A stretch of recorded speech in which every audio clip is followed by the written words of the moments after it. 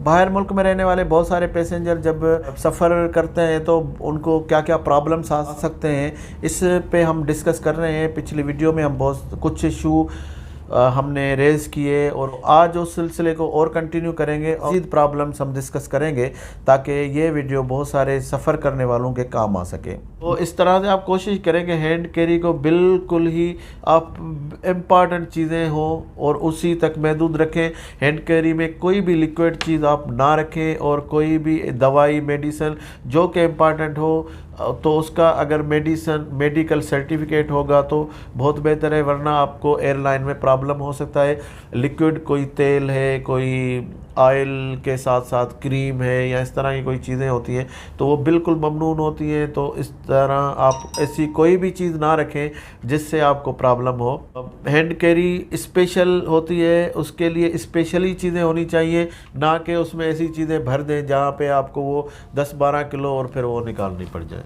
Gulf में अगर आप आ रहे हैं या इधर से जा रहे हैं तो 2 लगेज में आपको 2 बैग्स आपको अलो है जिसमें 20 से 22 किलो का वेट होना चाहिए। इससे कम होगा तो बहुत ही अच्छा है, लेकिन अक्सर बहुत ज़्यादा हो जाता है और बहुत ज़्यादा होने की वजह से एयरपोर्ट पे इतना टाइम नहीं होता। और आज ही ये रीज़न बना टिकट कैंसिलेशन का, वो 50-60 हज़ार का खर्चा यानी नुकसान हो गया। और वो नुकसान की वजह ये बनी कि उसके पास सामान जो था वो 28-27 किलो एक बैग में था। वो जो सामान था वहाँ पे उसको अलो नहीं हुआ और वो बेस करता रहा कि नहीं लास्ट टाइम तो मैं लेकर गया था।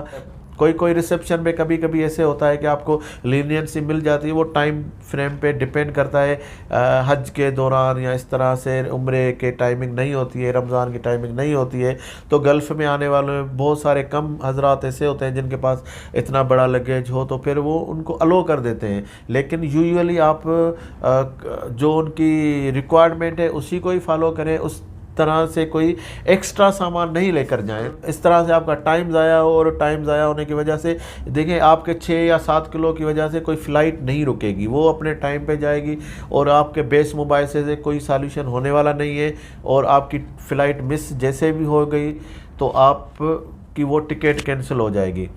और एक और बात कि आप जैसे एयरपोर्ट में जाएं तो आपका फ़र्स्ट काम ये होगा कि आप बोर्डिंग पास ले लें। होता ये है कि दोस्तों से वो ले रहे हैं जी, मुलाकातें हो रही है, गले मिल रहे हैं और फोटो सेशन हो रहा है, सेल्फी हो रही है और इस तरह से बोर्डिंग पास जब तक आप बोर्डिंग पास आप नहीं लेते हैं इसका मतलब आप अभी एयरपोर्ट पे नहीं पहुँचे और उस फ़्लाइट के लिए आपके पास कोई राब्ता नहीं। आप जाएं जैसे ही आप बोर्डिंग पास ले लें और उसके बाद भी गल्फ़ में तो ये होता है कि आप बाहर जा सकते हैं, दोस्तों से मिल के आप उनके साथ फ़ोटो सेशन और जो भी रिक्वायरमेंट होती है हमारी यूजुअली सोशल हमारे जो एक्टिविटीज़ होती हैं वो आप फिर दोबारा बाहर आके भी कर सकते हैं इमिग्रेशन से पहले। लेकिन बोर्डिंग पास आप ले लें, उसके बाद जो आपके पास टाइम बचता है वो आप दोस्तों को दें। लेकिन बजाय इसके कि वो टाइम अगर आपने ज़ाया कर दिया तो इस तरह से भी एक मरतबा फ़्लाइट में प्रॉब्लम हो गया था और इस तरह से भी एक फ़्लाइट मिस हो गई थी दोस्तों की। जो इन्फॉर्मेशन आपको देना ज़रूरी समझता हूँ कि जैसे ही आप एयरपोर्ट पे पहुँचते हैं तो आप फ़र्स्ट ऑफ ऑल जाके बोर्डिंग पास ले लें, यानी आप अपना सामान जमा कराएं और एक सीट नंबर आप ले लें। वो सीट आपको फिर जैसे ही कन्फर्मेशन हो जाती है तो फिर आप दोस्तों से मिल सकते हैं। एयरपोर्ट में अब स्टिकर लगे होते हैं कि कौन सा सामान और किस शेप में होना चाहिए, लेकिन एयरपोर्ट में पहुंचने के बाद आप कुछ नहीं कर सकते।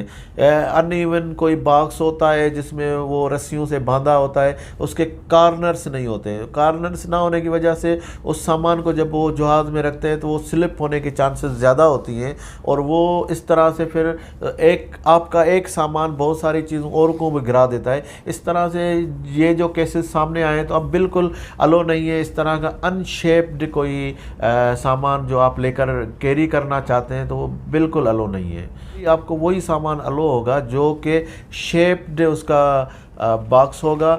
और इस तरह से मैं कोशिश करूँगा कि कोई आपको पिक्चर भी मैं शो कर सकूँ ताकि उसके कार्नर हो, उसके ऊपर अगर या वो किसी के ऊपर रखा जाए सामान तो गिरे ना, या उसके ऊपर कोई सामान रखा जाए तो वो भी ना गिरे। तो इस तरह का सामान, इस तरह का बैगेज ही आपको अलो होगा एयरपोर्ट पे। आज की वीडियो को मेरे ख्याल में यहाँ पे ख़त्म करते हैं और यहाँ से ही अगली वीडियो हम शुरू करेंगे ताकि ये एयरपोर्ट के छोटे मसाइल किसी को फेस करना ना पड़े। please proceed to gate G101 for boarding and on-time